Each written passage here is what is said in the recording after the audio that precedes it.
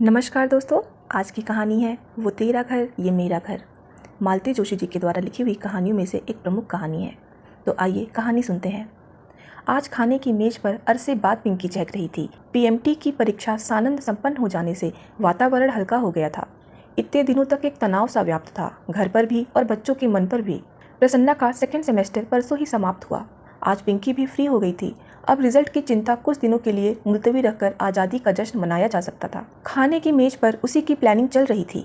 तरह तरह के सुझाव और तरह तरह की फरमाइशें। मिस्टर प्रसाद ने बच्चों के उत्साह पर ब्रेक लगाते हुए कहा, तुम लोग शायद भूल रहे हो, पापा के ऑफिस में समर वेकेशन नाम की कोई चीज़ नहीं होती। बच्चों की माँ ने तुनक कर कहा, तो आप घर पर ही बैठे रहिए, लेकिन मैं 10-15 दिनों के लिए कहीं ज़रूर जाऊंगी। आपको तो दफ्तर के अलावा कुछ सोचता ही नहीं है। इन दोनों की टेंशन मैंने अकेले झेली है। I need a change. मैं सोच रहा था, मिस्टर प्रसाद ने झिझकते हुए कहा और चुप हो गए। क्या सोच रहे थे आप? अब कह भी डालिए। यही कि इस शनिवार इतवार सागर जाकर बाबूजी को लिवा लाता। ओह नो, बच्चों ने कोरस में कहा। तो माँ ने उन्हें आंखों से डपट दिया और मिस्टर प्रसाद से बोली, इतनी जल्दी? जल्दी कहाँ, उन्हें गए 2 महीने से ऊपर हो गए हैं। इतने दिन वे बेटी के यहाँ कभी रहे हैं? क्या पापा, आप भी बेटा बेटी करने लगे? ये सब फिजूल की बातें हैं। मिस्टर प्रसाद ने कहा, अपने लिए होंगी, पर बाबूजी तो पुराने ढर्रे के व्यक्ति हैं। उनके लिए ये बातें बहुत महत्व रखती हैं। अब इस उम्र में यह आशा करना कि वे अपनी सोच बदल लेंगे, बेकार है। यह तो ठीक है कि माया की स्वतंत्र गृहस्थी है, इसलिए वे 2 महीने वहाँ टिक भी गए। छाया के यहाँ तो उसके सास ससुर जेठ देवरों के बीच 2 दिन भी नहीं रह पाते। बच्चों ने फिर बहस नहीं की, चुपचाप खाकर उठ गए। पत्नी ने टेबल समेटते हुए पूछा, सुनिए, क्या इसी हफ्ते जाना जरूरी है? मिस्टर प्रसाद प्रश्नार्थक नज़रों से पत्नी को देखते रहे। नहीं, मैं सोच रही थी बच्चे थोड़ा रिलैक्स कर लेते, अभी अभी तो बेचारे फ्री हुए हैं। मिस्टर प्रसाद ने कहा, बच्चों को रिलैक्स करने के लिए कौन मना कर रहा है? आप समझते नहीं हैं, बड़े बुजुर्ग घर में होते हैं तो थोड़ा बंधन हो ही जाता है। बच्चों के हंसने बोलने पर, खाने पीने पर बंदिश लग ही जाती है। मिस्टर प्रसाद ने कहा, तो तुम चाहती हो बाबूजी को वहीं रहने दूं? उनका स्वर थोड़ा सख्त था। पत्नी ने नरमाई से कहा, नहीं, मेरा मतलब था 8-10 दिन और सही, फिर तो हमें ही। वे तय नहीं कर पाई, झेलना कहे कि भुगतना कहे। पति की नाराजगी के डर से उसने वाक्य को अधूरा ही छोड़ दिया। कई बार अनकहे शब्द भी बहुत कुछ कह जाते हैं। मिस्टर प्रसाद भी उन अनकहे शब्दों को भली भांति पढ़ गए। उन्हें वितृष्णा और खीज हो आई। अपने आप को वो पहली बार इतना निरुपाय अनुभव कर रहे थे। कितनी हसरत से, कितनी उमंग से वे बाबूजी को यहाँ लाए थे। यूँ तो माँ की मृत्यु के बाद उन्हें लाने का तुरंत मन था, पर साल भर तक बाबूजी वहाँ से हिलने के लिए राजी ही नहीं हुए। मिस्टर प्रसाद ही दौड़ दौड़ कर गाँव जाते थे और बाबूजी की खोज खबर लेते रहते थे। हर बार बाबूजी को पहले से ज़्यादा थके और टूटे हुए ही देखा। यह स्वाभाविक भी था, 40-45 साल का साथ एकाएक छूट जाता है तो आदमी टूट ही जाता है। फिर बाबूजी के मित्र भी कहने लगे, बेटा अब अपने पिता को अपने पास ही रखो, बुढ़ापे का शरीर है, देखभाल की ज़रूरत पड़ती है। माँ की बरसी के बाद बाबूजी की एक नहीं सुनी गई। जिद करके वे लोग उन्हें अपने साथ भोपाल ले आए। बेटे के साथ बहू और बच्चों ने भी बहुत मनुहार की थी, तभी बाबूजी आने को राजी हुए थे। पर जल्द ही यह एहसास होने लगा था कि स्वागत का यह भाव धीरे धीरे खत्म होने लगा है। यूँ तो बाबूजी बहुत शांत प्रकृति के जीव हैं, उनकी ज़रूरतें भी बहुत थोड़ी सी हैं। इधर उधर दखल अंदाजी करने की आदत भी नहीं है। फिर भी वे हाड़ मांस के जीव तो हैं, घर में उनकी उपस्थिति महसूस हो ही जाती थी। सबसे बड़ी समस्या सोने की थी। इससे पहले बाबूजी जब भी आए, माँ साथ में होती थी। वे दोनों एक दूसरे का ख्याल रख लेते थे। 8-10 दिन की बात होती थी, कुछ ना कुछ व्यवस्था हो जाती थी। थोड़ी सी असुविधा भी तब अखरती नहीं थी। बच्चे भी छोटे थे, दादा दादी के साथ खुशी से एडजस्ट हो जाते थे। बल्कि तब तो दोनों में होड़ लगी रहती थी कि कौन किसके पास सोएगा। पर अब परिस्थितियाँ बदल गई थी, क्योंकि बच्चे बड़े हो गए थे। दोनों के पास अपने स्वतंत्र कमरे थे। तीसरा प्रसाद दंपत्ति का कमरा था। बड़ी होती बिटिया के कमरे में बाबूजी का सोना भी अच्छा नहीं लगता था। फिर बाबूजी को प्रसन्ना के कमरे में सुलाया गया, पर वहाँ भी घोर असुविधा थी।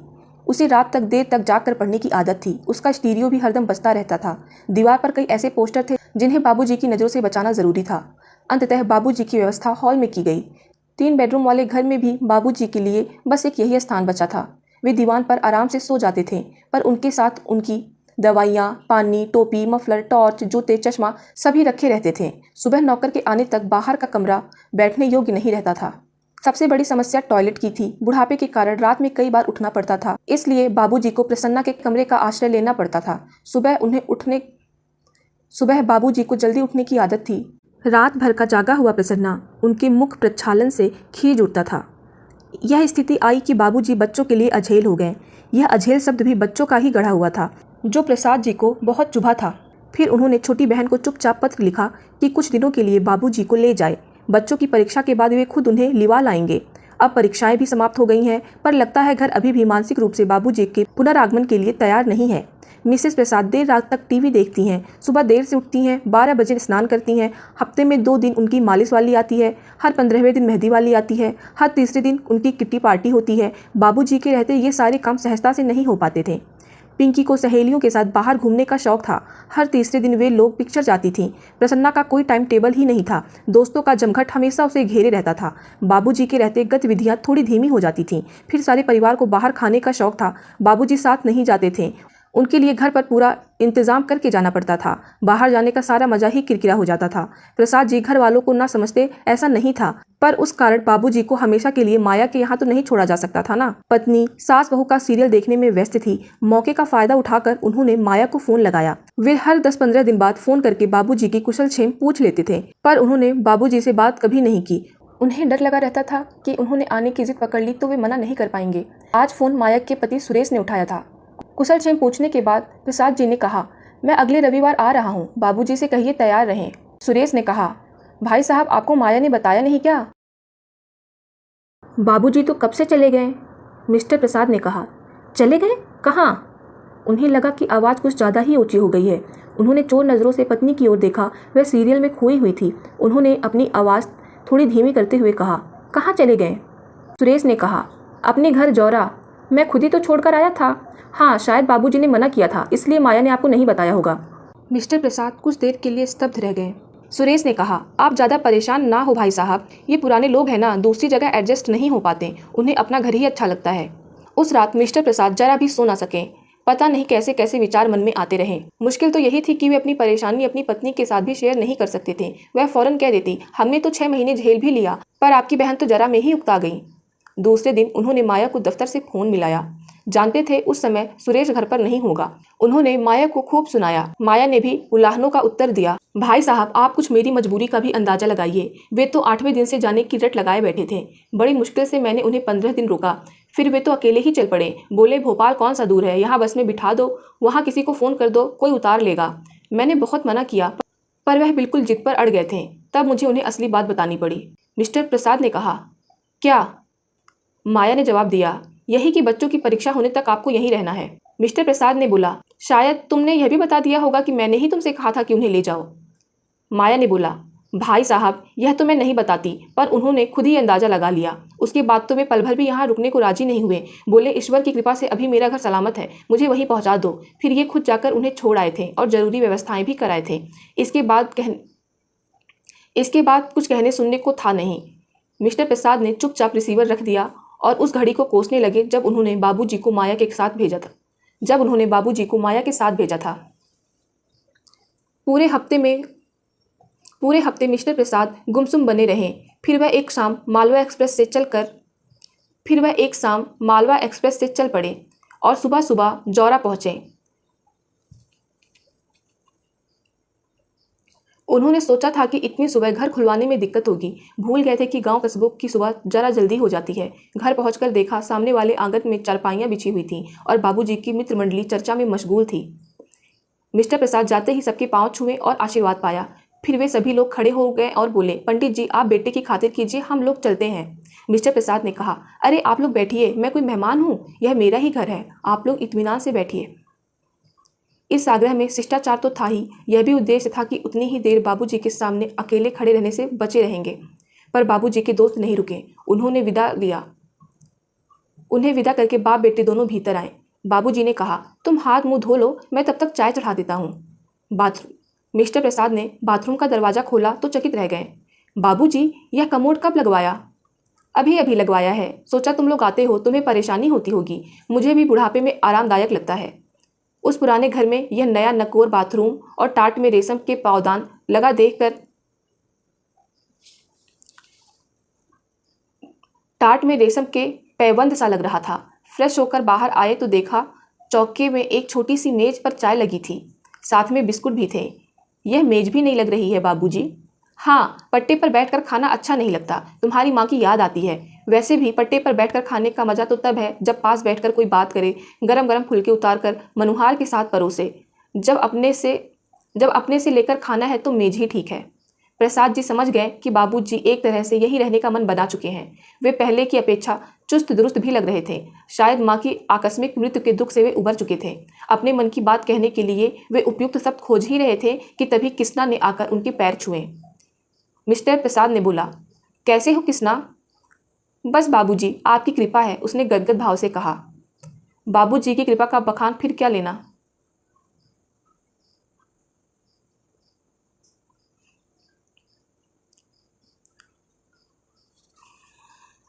कैसे हो कृष्णा? कैसे हो कृष्णा? बस बाबूजी की कृपा है, उसने गदगद भाव से कहा। बाबूजी की कृपा का बखान फिर कर लेना, पहले जाकर भैया के लिए कुछ नाश्ता लेकर आ, बाबूजी ने कहा और अपने जेब से पैसे निकालकर उसे दिए और समझाने लगे। प्रसाद जी ने कहा, बाबू मिस्टर प्रसाद कहना चाहते थे कि बाबूजी आजकल मैं यह सब बाहर का नहीं खाता हूँ। उन्होंने खुद उठकर किसी को पैसे भी देना चाहे पर हिम्मत ही नहीं पड़ी। उन्होंने अनुभव किया बाबूजी अपने पुराने फॉर्म में लौट आए हैं, यह भी कि बाबूजी का अपना घर है, यहाँ उनका आदेश चलता है, वे जो चाहे करवा सकते हैं और कह सकते हैं। उन्होंने सोचा नाश्ता आने से पहले नहा लिया जाए। नहाने के बाद मिस्टर प्रसाद ने सोचा नाश्ता आने से पहले नहा लिया जाए। नहाने के बाद आंगन में बंधी रस्सी पर तौलिया फैलाते हुए उन्होंने देखा कि एक महिला ने उन्हें देखते ही लंबा सा उन्होंने सोचा नाश्ता आने से पहले नहा लिया जाए। मिस्टर प्रसाद ने सोचा नाश्ता आने से पहले नहा लिया जाए। नहाने के बाद आंगन में बंधी रस्सी पर तौलिया फैलाते हुए उन्होंने देखा कि एक महिला ने उन्हें देखते ही लंबा सा घूंघट खींच लिया। बाबूजी, आंगन में कौन है? बाबूजी ने बोला, किसना की बहू होगी, वे लोग अब यहीं रहने लगे हैं ना। यही मतलब? पीछे गाय वाली कोठरी खाली पड़ी थी, उसे ठीक ठाक करके दे दी। बहू भी गांव में पड़ी थी, उसे भी ले आया। वह मेरे लिए 2 रोटियां डाल देती है, चौका बर्तन झाड़ू पोछा सब कर देती है। किसना मेरी धोती खींच देता है और थोड़ा सौदा भी ला कर दे देता है। काम भी हो जाता है और साथ भी मिल जाता है। तुम लोगों को भी फिक्र नहीं होगी कि बाबूजी अकेले पड़े हैं। लेकिन आपको यहाँ अकेले रहने कौन देगा? मैं तो आपको ले जाने के लिए ही आया हूँ। मुझे लाने ले जाने की ज़रूरत नहीं है बेटा, मेरी जब मर्जी होगी चला आऊँगा, पर जब तक मेरे हाथ पांव चल रहे हैं मुझे यहीं रहने दो। यहाँ मेरे दोस्त अहबाब हैं, नाते रिश्तेदार हैं, आस पड़ोस है। दरवाजे पर खड़ा भी हो जाता हूँ तो 10 लोग जय राम जी करते निकल जाते हैं। वहाँ तो समय काटे नहीं करता। तुम सब लोग अपने अपने काम में मशरूफ़ रहते हो। अब इस उम्र में मुझसे ज़्यादा पढ़ना लिखना भी नहीं होता। बाबूजी की बात एकदम सही थी। उनका कोई तर्क संगत उत्तर प्रसाद जी सोच नहीं पा रहे थे। तभी बाबूजी ने कहा, एक बात और है बेटा, तुम्हारी माँ तो नहीं रही, पर जब तक मैं हूँ तब तक तो लड़कियों का पीहर बना रहे। कभी उनका मन हुआ तो आने को घर तो हो। क्या वे लोग मेरे घर नहीं आ सकती? प्रसाद जी कहना तो चाहते थे पर अपने बात के खोखलेपन को जानते थे, इसलिए चुप रहे। उन्हें याद आया होगा कि जब जब बहनों को बुलाना चाहा घर में समस्याओं का एक अंबार उठ खड़ा हुआ है। बाबूजी अपनी रौ में कहे जा रहे थे, माँ के पीछे बेचारी जब भी आई हैं खुद ही खटती रहीं। अब यह किसना की बहू आ गई है तो थोड़ा हाथ बटा देगी, कुछ तो सहारा हो जाएगा। प्रसाद जी ने विषयांतर करते हुए कहा, बाबूजी आपने इस छोकरे को तो जगह दे दी है, बाद में कहीं लफड़ा ना हो जाए। बाबूजी ने कहा, कैसा लफड़ा? बाद में अगर इसने जगह खाली करने से इनकार कर दिया तो? बाद में मतलब? प्रसाद जी शर्म से गड़ गए। अपनी व्यग्रता में उन्हें याद ही नहीं रहा कि वो क्या कह रहे हैं। बाबूजी ने लेकिन इसे बड़े सहज भाव से लिया और बोले, उसकी चिंता अभी से क्यों, बाद में तो किसी को यहाँ रहना नहीं, मकान को बेचना ही है, जो भी खरीदेगा वही किसना से भी निपट लेगा। अपनी शर्म से प्रसाद जी अभी तक उबर नहीं पाए थे और बाबूजी ने उन्हें स्पष्ट संकेत दे दिया। इसलिए अपनी सफाई में प्रसाद जी बोले, बाबूजी घर बेचने की बात तो मेरे मन में कभी उठी ही नहीं। मैं अभी की बात नहीं कर रहा हूँ बेटे, अभी मेरे रहते तो कोई सवाल ही नहीं उठता। मेरे लिए यह सिर्फ ईंट और गारी की इमारत नहीं, मेरे मानसिक संबल है। पर मेरे पीछे तो इसे निकालना ही पड़ेगा, रख कर करोगे भी क्या? प्रस्ताव तो अभी से आ रहे हैं। भोपाल जाने से पहले तो इतना अच्छा ऑफर आया था कि तुम्हें क्या बताऊं। बड़े मुश्किल से अपने आप को रोक पाया। ये तो कहो ईश्वर ने सद्बुद्धि दे दी थी, नहीं तो मेरी फजीहत ही थी। अंतिम बात कहते कहते बाबूजी का स्वर भर्रा गया था। इतनी देर से प्रसाद जी के मन में जो बात खटक रही थी उसे कहने का भी यही मौका था। उन्होंने बिना किसी भूमिका के कह ही डाला, बाबूजी आप माया के यहाँ से जिद कर चले आए, यह अच्छा नहीं किया। जानते हैं मैंने अब तक यह बात आपकी बहू को भी नहीं बताई है। वह तो यह सोचेगी कि माया ने बाबूजी को 1 महीना भी ना रखा। यह तुमने बहुत अच्छा किया, बहन को कटघरे में खड़ा होने से बचा लिया। अब तुमने बात उठाई है तो मुझसे भी सुनो बेटा, उस लड़की को इस प्रपंच में क्यों डाला? वह तो चलो तुम भाई बहनों के बीच ही बात रह गई, पर कल को अगर जमाई बाबू को मुझसे परेशानी होती, वह मुझसे ऊब जाते तो सोचो माया क्या करती। मैं तो कहीं मुँह छिपाने के लिए भी जगह नहीं ढूंढ पाता। ऐसी नौबत आने से पहले वहाँ से चल देना अक्लमंदी थी, इसलिए चला आया। पर आप यहाँ क्यों आए? सीधा भोपाल आना था ना? प्रसाद जी ने कहना चाहा पर उनकी आवाज़ गले में ही फंस कर रह गई। बाबूजी जैसे उनकी बात समझ गए और पीठ थपथपाकर संतावना देकर बोले, रात भर के जगे हो, थोड़ा आराम कर लो। मैं एक चक्कर बाजार का लगा कर आता हूँ। कौन सी तरकारी खाओगे? दोस्तों, कहानी यहाँ समाप्त हुई। अगर आपको कहानी थोड़ी भी पसंद आई हो तो चैनल को ज़रूर सब्सक्राइब करें और वीडियो को लाइक करें। कहानी सुनने के लिए आपका धन्यवाद।